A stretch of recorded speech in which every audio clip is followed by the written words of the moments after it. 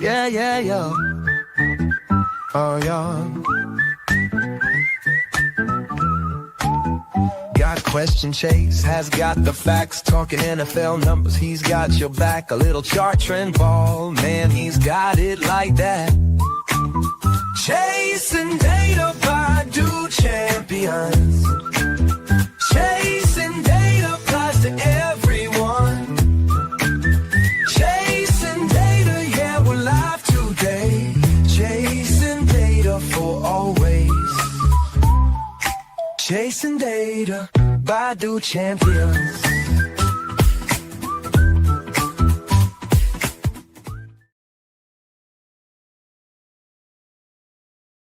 What's up? Welcome to another episode of Chasing Data. We are back again, week 13, and we are getting close to the playoffs. We have teams that are being eliminated. We have teams that are getting close to clinching.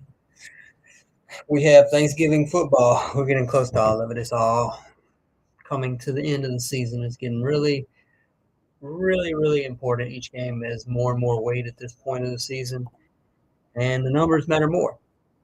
So if you're new to the show, everything here is stats based, numbers based, more numbers than X's and O's.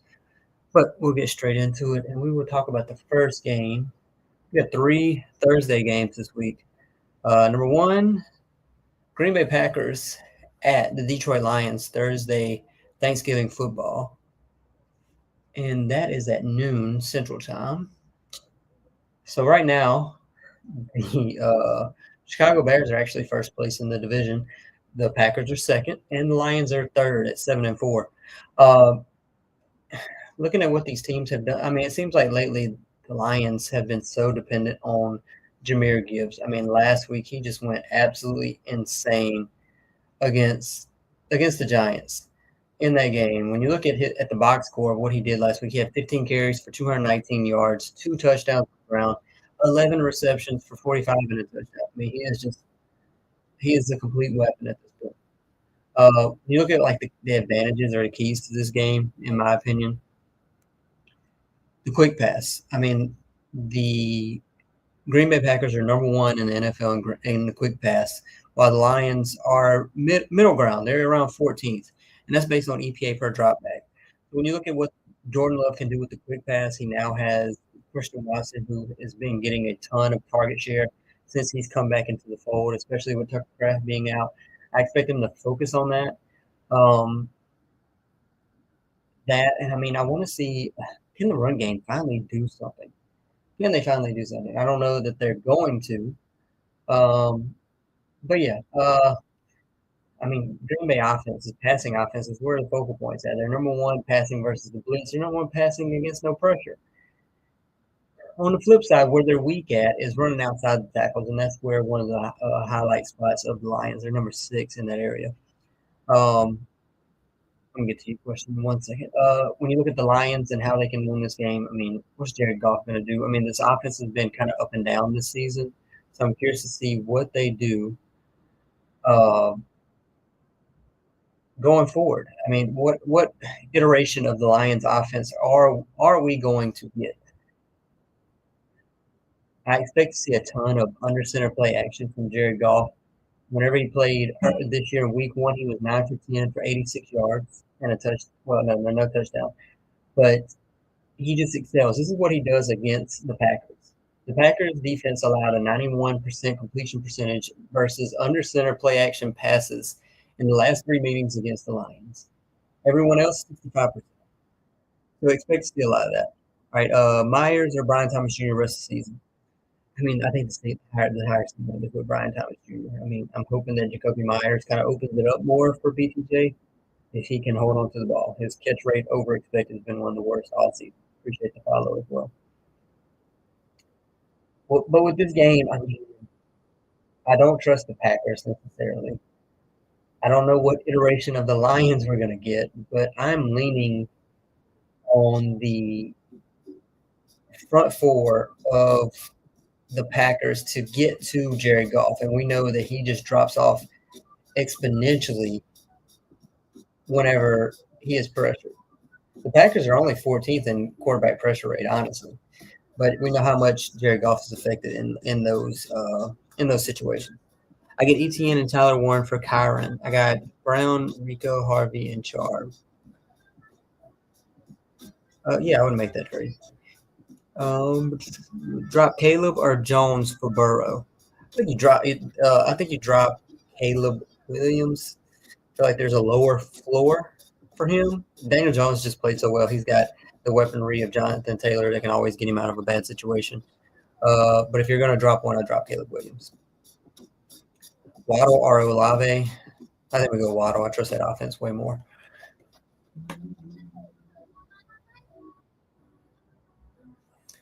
Thoughts on the Bills signing Brandon Cooks? So Brandon Cooks, I mean, it's kind of hard to really say what he is as a player, especially in the offense that he's been in this year. But his entire 2025 season, he only has 19 receptions, 165 yards. His average separation is the highest has been of his career. He's at 3.4 average yards of separation. Air yards per target is the lowest of his career. I still think he has a 76% catch rate. I think there's an upside to him, especially when you look at the Bills wide receiver room, and they will take whatever they can get at this point.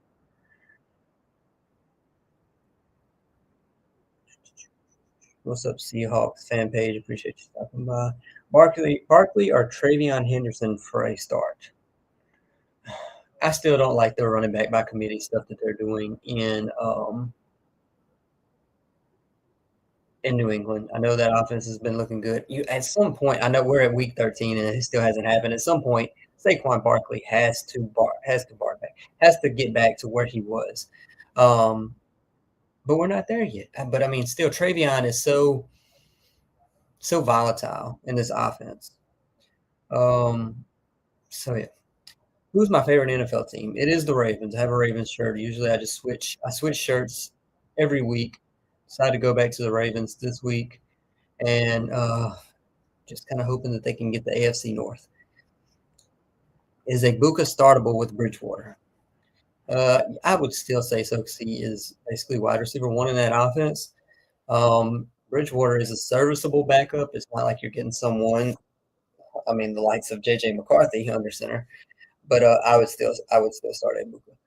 Second game, Kansas City Chiefs at the Dallas Cowboys. Cowboys are still vying for a playoff spot right now.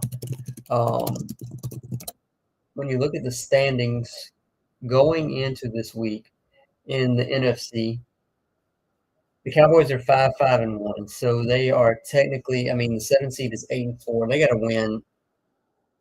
They have 6 games left. You would assume they have to go at least 9-7-1 to have a chance to playoffs. That means 4-2 for the rest of the season. Do they have a chance against the Chiefs? Absolutely. The Chiefs, this is a must-win game basically for both teams. The Chiefs right now at 6-5, they're currently just one game out, but they do not have the tie break. They are the 10th currently based on tiebreakers. So obviously they need to win as well. But looking at this game, the Chiefs off. I mean, this is going to be Rashee Rice if he can play. That's going to be the big thing. He was injured late in the game this past week, but is he playing? Because it's Cowboys defense. I don't see them playing as well as they did, especially the secondary against the Eagles, against the Chiefs. Patrick Mahomes is just going to pick them apart. What's the way that the Cowboys could win this game? I mean, Dak just playing out of his mind. He's currently that offense is number 3 in efficiency as far as play action, and the Chiefs are next to last in play action as far as EPA per passing play. So that's the one way they could win the game. We're going to talk about a little more. Let's see. Let me get some of these comments. Trade Rashee and Genty for Bijan. Rashee and Genty for Bijan. My other wide receivers. Yeah, I'd go all in. I don't know how much upside you're going to get with Bijan, especially with no Michael Penix and Kirk Cousins being under center. But yeah. Dart or Brissett according to the matchup. So when you look at who they are playing this week, they are. Let's see who was all right. So Brissett is playing the Tampa Bay secondary. Jackson Dart is going up against the likes of New England. I feel like I go Dart just because he has the ability to run the ball in himself, and it's going to be a high scoring game in New England. Just simple as that. Just saw someone's top 10 list had Pats at 10, Chiefs at 1, and Seahawks off the list. They are trying to rage bait you at this point, I do believe. Primo, appreciate you stopping by that. So with this Chiefs and Cowboys game, some of the things I'm looking at with with the matchups, obviously George Pickens, what is he going to do? I mean, he's going to get McDuffie coverage, I guess. But Dak Prescott has used play action on 29% of his dropbacks this season, seventh highest. 80% completion percentage, second highest. 9.3 yards per attempt, the fourth highest. 12 touchdowns, second most. The Chiefs have allowed a league high 79% completion percentage and 10.2 yards per attempt, the fourth most, versus the play action. So I think that's where the Cowboys, if they're going to win this game, that's where they have to go to win it. When you look at wrong thing.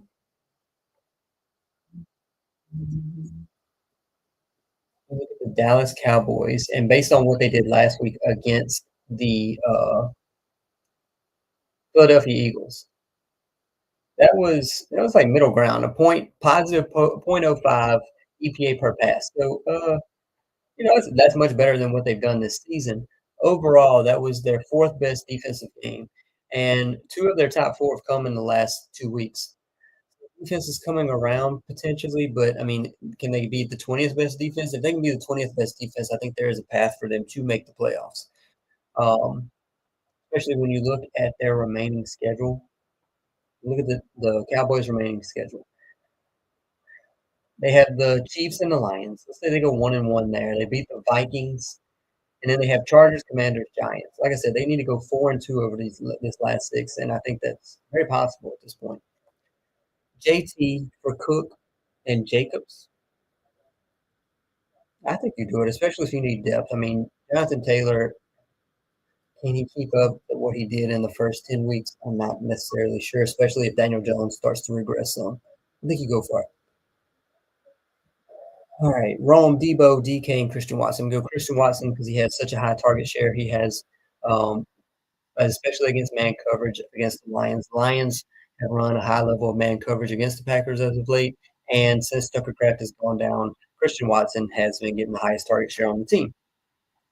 So Christian Watson and if let's see, the Bears play the Eagles, so I don't feel good about Rome Odunze. So I think we go DK, assuming Aaron Rodgers is there. Rico and Chase Brown. Rico for Chase Brown and Rome and Kamara for Devontae. Yeah, Rico for Chase Brown, especially with Joe Burrow coming back, and no to the other trade. Game 3 of Thursday. Thursday, Thanksgiving football. I mean, these games did not look too great a few weeks back, but now, man, these are 3 solid matchups. Not necessarily for the Bengals and them and their playoff aspirations, but for the fact that Joe Burrow is coming back and they're playing the Ravens, who are ahead. They're currently the 4th seed in the AFC because they currently have the tiebreaker over Pittsburgh, even though they haven't played. But it's just because they're 2-0 in the division. We have 2 games against the Steelers coming up. But when you look at this game, Jamar Chase, he's had 112 snaps versus the Ravens defenders in coverage last season. 26 came against Brandon Stevens last season, no longer on the team. Humphrey covered him for 16, Nate Wiggins 14. When he was up against Marlon Humphrey, he was targeted 5 times, 3 catches for 48 yards. And Marlon Humphrey had an interception. Just 1 for 12 when he was going up against Nate Wiggins. So, interesting to see who gets him in this one. He's only caught 3 of 13 of his deep targets this season, which is on pace to tie his lowest catch rate of his career on such targets, 23%. Again, they're playing the Ravens, so I don't really know what we're going to get out of that secondary for sure. Derrick Henry against the Bengals defense. We know the Bengals defense has been terrible this season. He's been contacted at or behind the line of scrimmage 51% of his carries, fifth highest rate in the NFL. And but he's still just that average on tackles for loss. When you look at the defense I mean, this is going to be a totally different game, especially with Joe Burrow under center. Um, how can the Bengals win this game? I mean, just it being a 42-39 final score. But I mean, when you look at the Ravens offense, they're rushing against light boxes. They're number 4, the Bengals are next to last. Overall rushing efficiency, the Ravens are number 5, the Bengals are next to last. Design runs, the Ravens are number 6, the Bengals are next to last. Passing versus play action, the Ravens are number 6, the Bengals are fourth worst. I mean, there's just it's going to have to be a high scoring game in order for them to win. But I don't know that they get there, honestly. We can go Ravens in that one for sure.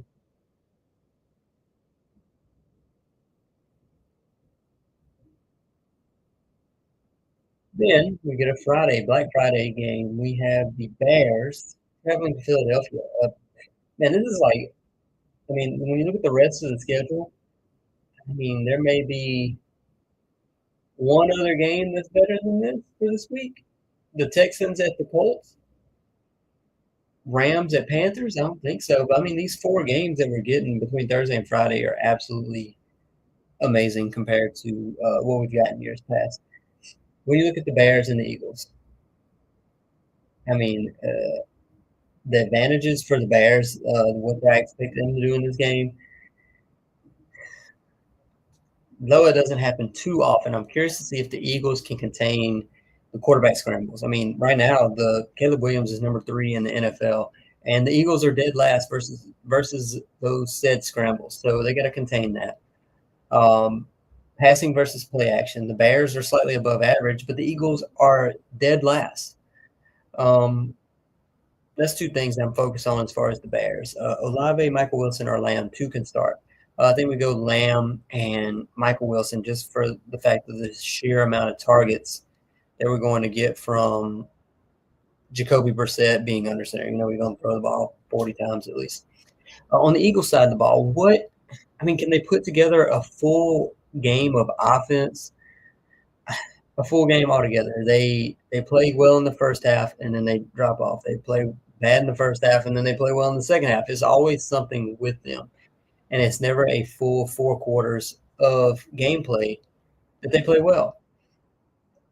This is a true toss-up in my head. I think the Eagles should obviously win it. They are 7-point favorites in this game. I can see them winning by 7. I could also see them losing by 3, but I do think they do win this one easily. And the Bears, I mean, I feel like they've overachieved. For them to have 8 wins already, saying something. Dak or May for this week. So Dak's going up against Kansas City, and they are one of the worst teams against play action, and Dak is one of the best quarterbacks when running play action from under center. When you look at Drake Mays going up against the Giants, who just fired their defensive coordinator, don't think you can go wrong with either one of them. If I had to choose one, I go Dak Prescott. Him with George Pickens and CeeDee Lamb, they've been playing great right now. Appreciate the follow as well.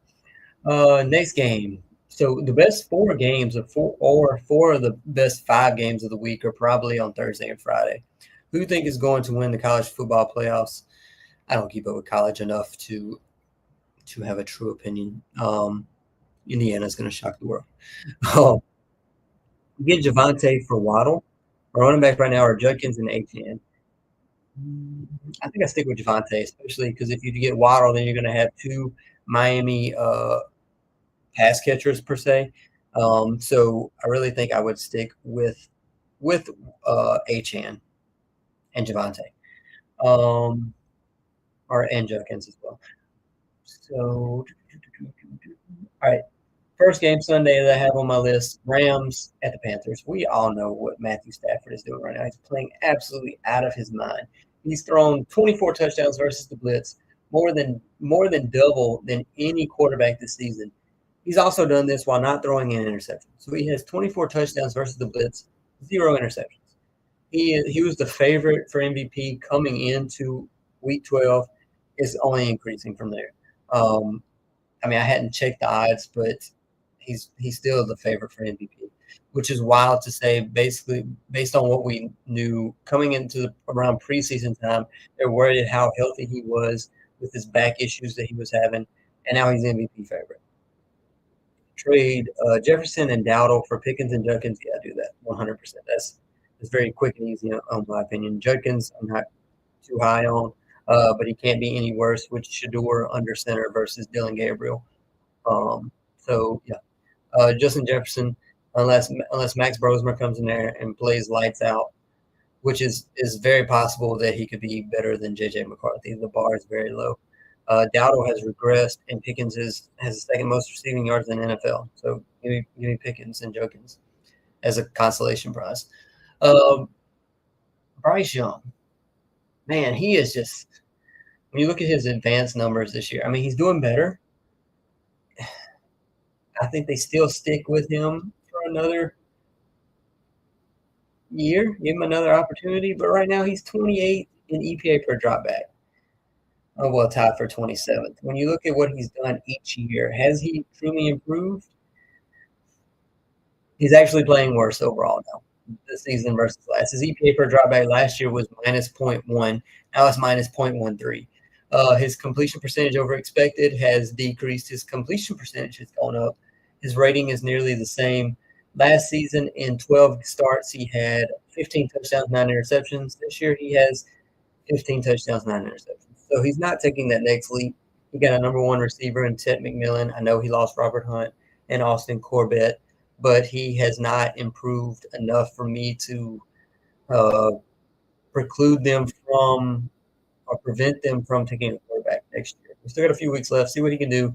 He could still get them into the playoffs. I think if he gets them into the playoffs, obviously he holds on to his spot. They're currently the 9th seed in the NFC at 6-6, but they're only a half game behind the Bucs, who may or may not have Baker Mayfield in Week 13.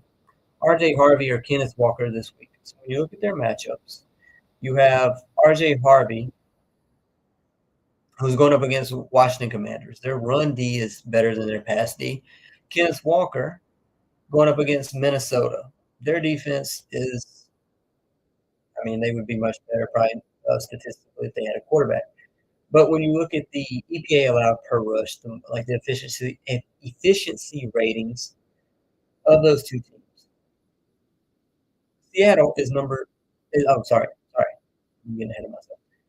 Seattle is going up against Minnesota. Minnesota is currently 19th in EPA allowed per rush. The Commanders are 25th. So statistically speaking, it's probably better to go with the R.J. Harvey versus the Commanders. As far as explosive runs allowed, the Commanders have allowed the 4th most in the NFL. So I think you go R.J. Harvey. Next game on the docket, we have. Let's go with these big games. This is obviously one of the biggest games of the week. We have the Houston Texans, who are 6-5, and they started the season 0-3 and were 3-5, and they've won 3 in a row now.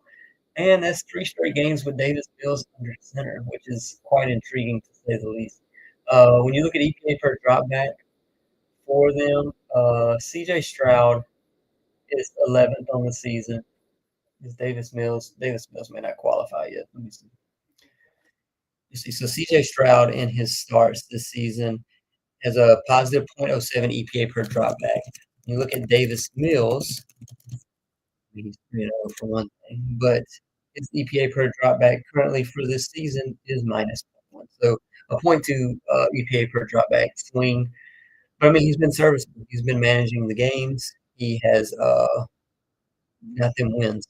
I don't think he takes CJ's spot unless they win again this week. Then what do you do if they win 4 in a row and then beat the division leading Colts? CJ maybe starting. I may have missed that. Burrow or Herbert? I think you go Burrow, especially against the Ravens defense. I know they've improved as of late, but you go Burrow. But going back to this Davis Mills-led Houston Texans team versus the Indianapolis Colts, you look at Jonathan Taylor. I mean, he's still amazing. Probably going to be Offensive Player of the Year. Had a down week last week, 16 for 58, no touchdowns against the Chiefs. He's had 2 down weeks in the past 3. The game in between against the Falcons, he had 244 yards on the ground. So it's hard to predict what you're going to get out of him. The Texans' defense, though, is, I think, the best. I made the argument prior to the season that they were the best, and I think that they are, and I think they will be going forward. When you look at EPA allowed per play, they are currently number 1. They're tied with the Rams being number 1, honestly. Burrow or Lamar? I think we go Burrow. I think we go Lamar as the higher floor, especially with Burrow. I'm afraid he may be rusty. Not really sure. The Bengals defense is worse than the Ravens defense. It's probably going to be a high scoring game regardless. I think we go Lamar. All right, Texans and Colts. I still think the Texans win this game. They're currently 4.5-point underdogs, plus 185 to take them to win straight out. But I think they win this game. I think they go forth and beat the Colts. The Colts are the highest scoring team in the NFL right now.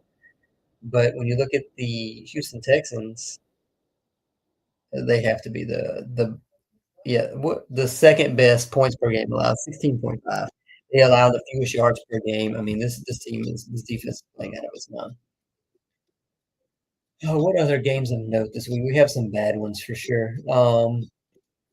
We have the Niners taking on the Browns, and the Niners are only 4.5-point favorites right now, which is crazy. I guess they saw how many interceptions Brock Purdy threw in the first half. Shedeur makes that team slightly better than what Dylan Gabriel was doing. But you have an 8-4 team versus a 3-8 team, and it's only a 4.5-point spread, which is absolutely wild. You have the 2-9 Saints traveling to Miami, 4-7 Dolphins. The Dolphins, I think they have to go 5-1 at minimum to have a chance at the playoffs. They're currently 4-7. And they have the Saints, Jets, Steelers, Bengals, Bucks, Patriots. So there is a chance they go 5-1, especially that they play the Patriots in Week 18. They could be sitting their starters. Another game of no meaning. The Falcons 4-7 versus the Jets, who are 2-9. This is a game playing for a draft pick, but the Falcons don't want to lose it because they don't even have a first-round pick next year. They're currently a field goal favorite over the Jets. The over-under is 39 points. I didn't say this is about to be a low-scoring game. It's going to be a defense who can turn the ball over the least. That game. Then you have the Cardinals at the Bucks. This is another game. It's important to the Bucks, but the Bucks are probably starting Teddy Bridgewater. The Cardinals are 3-8, not making the playoffs yet again. I don't think Gannon may be out. I know Kyler Murray has been hurt, but Jacoby Brissett's come in and played better than what Kyler Murray has. And has it really mattered? Dart or Jones this week? Jackson Dart plays the New England Patriots. Daniel Jones plays the Houston Texans. By far, Daniel Jones on any other week, but I think we go Jackson Dart because he has the easier matchup. Daniel Jones, who has been getting pressured a little more as of late, has struggled based on his standards for the first 10 weeks of the season. He's going up against the best defense in the NFL and the Houston Texans. We saw what the Houston Texans defense did to Josh Allen last week. So, by default, we go Jackson Dart. Another game has semi-relevance. The Jags they're not even a touchdown favorite against the 1-10 Tennessee Titans. They're 6.5-point favorites. They should win this game. If not, Trevor Lawrence, someone help him. He has the third lowest completion percentage in a clean pocket at 63%, while throwing 8 interceptions. I don't think he's the quarterback of the future. Is Worthy due to break out? Against the Cowboys defense, anything's possible. Their secondary, while it has improved, is not the best. As far as EPA allowed per pass, they are now the 5th from worst. They were the worst through the first third of the season. So they've improved as of late. Start May, Dak, or Burrow. Oh man, man, if you have those choices, oh my God, what team do you have? Burrow worries me due to the rust factor of not being able to play. I know he's going up against the Ravens defense, and these games usually tend to be high scoring. Um, Dak is the best quarterback right now under center play action, and that is what the Chiefs struggle with the most. They are second worst in the NFL against under center play action snaps. Drake May is going up against the New York Giants, who just fired their defensive coordinator. So I go May. I think you could easily go Dak as well. Do I trust Bucky at all this week? Irving? No, I don't trust that running back by committee backfield. Odunze or Bucky in the flex? Odunze because well, I think the secondary is gettable in Philadelphia. We saw what Shimano, appreciate the follow. Uh, we saw what George Pickens and CeeDee Lamb. I'm not saying Odunze is that. Bucky in the flex. I just don't trust the running back by committee. You also may not have Baker Mayfield, which is going to affect the run game as well. You're probably going to have a more stacked box against that running back by committee. Sean Tucker's getting more carries. He's past a snap count. Yeah, he's on a snap count due to the committee approach that they're taking in Tampa Bay. Rashad White's had good games. Sean Tucker has made some impact on this offense. So I don't see like any of those three getting 20 carries. Tracy or Myers at the flex? Are we saying Tyrone Tracy? I assume that's who you're talking about. Jacoby Myers is going up against the Tennessee Titans. I think we go do that just due to that factor alone. I don't think we need to discuss much further, but I think that is the go to right there. Let's see, you got the 4 and 7. Let's see, all right, Tucker or Williams in the flex? Kyron Williams? If it's Kyron Williams, obviously Kyron.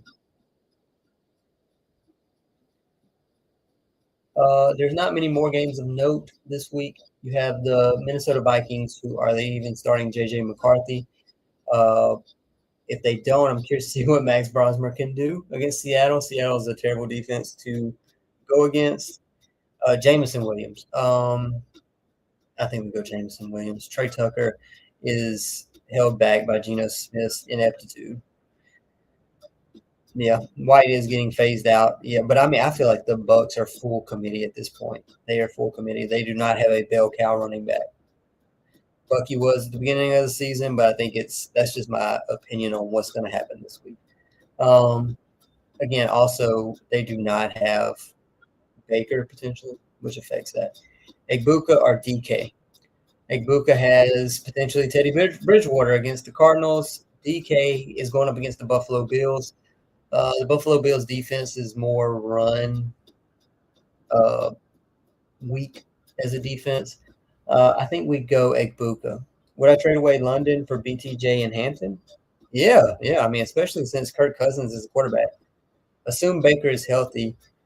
Yeah, you're going to lean the run game, but the problem with leaning the run game is the boxes are going to be stacked. Well, assuming if Baker's out. If he's playing, you're going to have a different defense if you're looking at. Start 4 in PPR. All right, let's see. Devontae Adams. I think you go Devontae and Kyron Williams, even though the same team. Jaylen Warren, because he's going up against the Buffalo Bills, who have one of the worst run Ds in the NFL.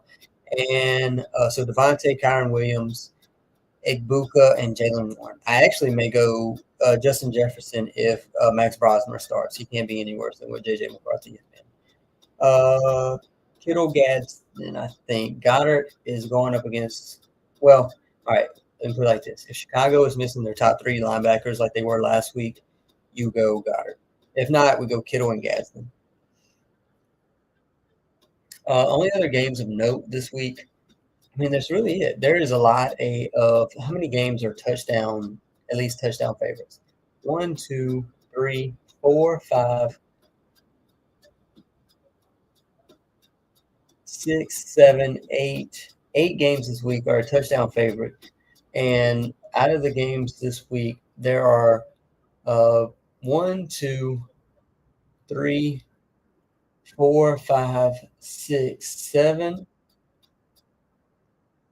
8, 9. 9 games that have a team with 3 or fewer wins. So with that said, I just don't really. There's not a lot. There's a lot of games that you can just bypass, especially Monday Night Football is a 10-2 team against a 2-10 team. Sunday Night Football is a 9-2 team versus a 3-8 team. Man, it's terrible, terrible primetime games. The best games of the week are early on.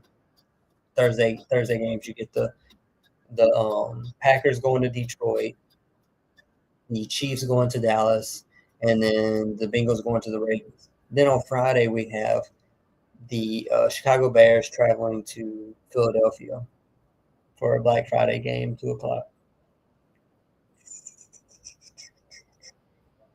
But Chase Brown, because Joe Burrow's back, is going to open up the run game. The Lions are going up against the Packers. So I think you go R.J. Harvey, especially since R.J. Harvey's going up against the Washington Commanders, who have the 4th worst EPA allowed per rush in the NFL right now. Brissett, Dart, Jones, or Burrow.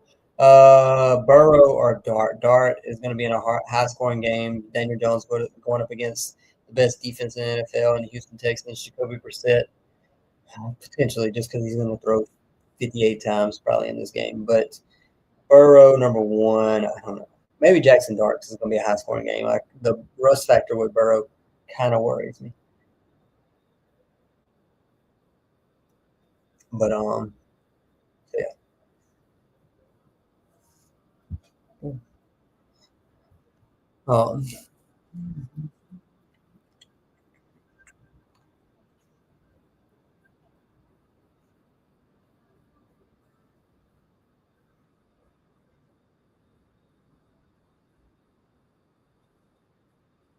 This game, the only team that's eliminated this week, going into this week, is the New York Giants.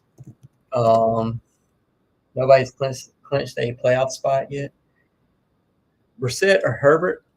So Justin Herbert playing against Las Vegas. Las Vegas has one of the worst.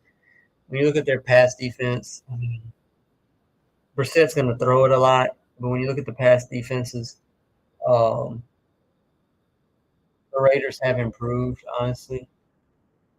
But I'm trying to find them on my list here. They have the 9th worst pass. Oh, no, the 8th worst. 8th worst. And, they'd probably be allowing more pass yards per game if they weren't playing from behind. Also, Marion Hampton comes back. That's probably going to open up the pass more. So I trust Herbert more. Rams or Broncos defense this week. Rams for sure. Man, I think I still go Rams. Rams currently are tied as far as the EPA allowed per play, best defense in NFL, and they're going up against Bryce Young. You could get one. Bryce Young is so volatile this year. He's either very good or very terrible, like we saw last night on Monday Night Football. And this Rams defense, this front 4 is going to just wreak havoc on him. But the Broncos is the easy choice as well against the Commanders. The Commanders have nothing going for them. But I trust offense in Washington more than I do the offense in Carolina. No problem. Gaston or Theo Johnston? Theo Johnston. I think I go Theo Johnston. He's been a focal point of the pass game more over the last few weeks. Jackson Dart is back. Is going to be a high-scoring game against the Patriots, I do believe. They're probably going to be playing from behind. The over-under is currently 46.5, which is on the higher end of a game. So I think I go Theo Johnson.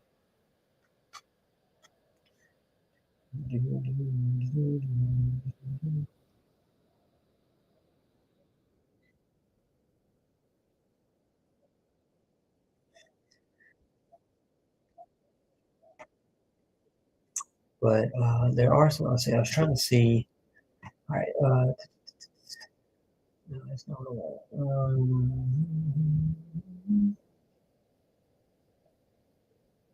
All right. So strength of schedule. Who has the hardest schedule left?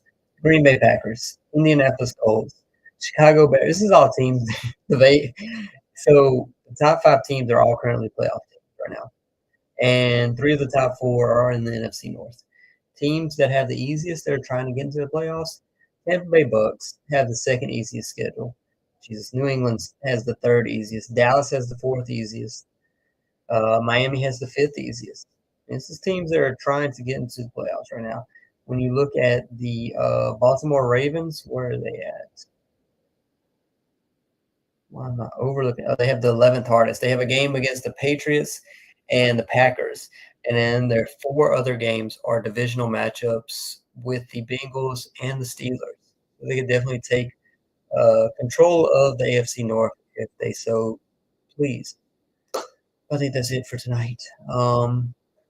Thank everybody for stopping by. If I can get to your question, just shoot me a DM and I'll be glad to answer it.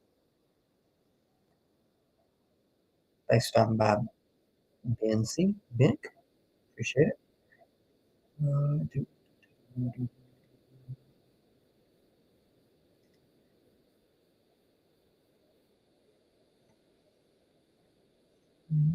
Appreciate the follow as well. One other thing that I wanted to touch on was what are we going to get out of all right, when you look at Josh Allen and what he's done this year, he has turned over the ball. The problem with him, he last year we all praised him for his ability to be able to hold on to the ball. He already has 3 more interceptions this season in 5 fewer games than he did last year. His EPA per dropback is down substantially. He's still, where is he ranked right now as far as EPA per dropback goes, which is an efficiency rating. If you're not familiar with it, EPA per dropback, he is currently 6th best. Last year, he was number 1. Would you start Nix, Burrow, or Darnold this week? Sam Darnold's going up against the Minnesota Vikings. They're going to blitz like crazy. Burrow, I'm worried about the rust factor but the pass defense, Nix is the worst of the 3, but the pass defense of the Washington Commanders is god awful. So I think I actually may go Nix. Try to get that high ceiling based on what they could get some explosive plays against the Commanders. Keep Vidal with Hampton coming back. If you just want to handcuff him, I don't think he's going to get enough run to be serviceable as a starting running back in fantasy. Maybe if you're in like a 14-team league, but I don't think it's feasible. Appreciate the follow, though. I think Sean needs to go. Are you talking about Sean Payton? Who are we talking about? Shakir or Wandale Robinson? Wandale Robinson, honestly. It's going to be a high-scoring game. He's like 9th in receiving yards right now, which is Sean McDermott, which is absolutely amazing for him, especially with no Malik Neighbors playing this week. It's just crazy. Sean McDermott, yeah, he could be on the hot seat, especially if this team.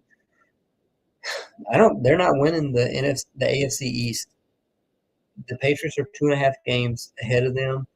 I don't think there's a path there's only 6 games left. Not happening. Have Benson, Bucky, and Hampton has been a season. Yeah, I'm sure. Benson, IR. Bucky, IR. Well, was he on the IR? He was just out extended amount of time. Hampton, IR. Yeah, that's why fantasy is just a lucky guess.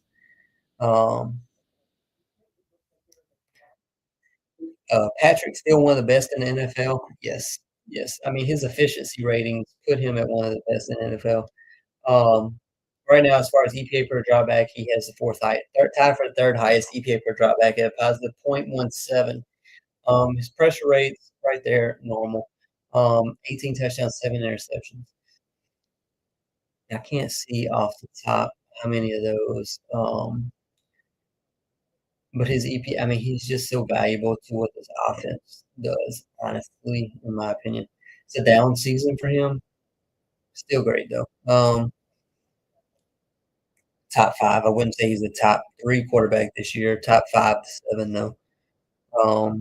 Shakir, Parker Washington, and Devin Neal on waivers. Do I go for all 3? If not, who should I prioritize? Honestly, would go Parker Washington over Shakir. Devin Neal's going to get some carry, though. Running backs always. Brian Thomas Jr. is coming back this week, likely. I think I actually go Devin Neal.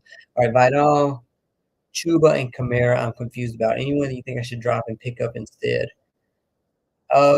if you can get like a Kenneth Gainwell, that's a name that I keep seeing in on waivers. I would go Kenneth Gainwell for sure. Potentially even Devin Neal. I would drop Vidal.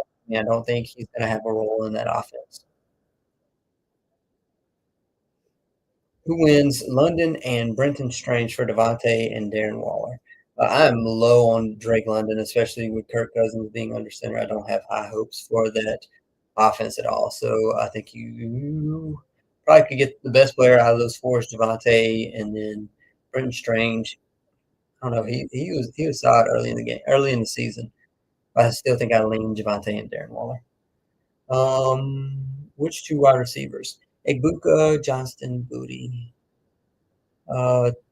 Tez Johnson if Baker starts, but Egbuka I think Egbuka, you can't start both of them obviously. Egbuka and Kayshon Boutte, I think. What if London is sub for Wandale? Oh, Wandale, if you put Wandale in there, no, I'm not trading him. He's currently like 8th or 9th in receiving yards. He's been playing out of his mind this season.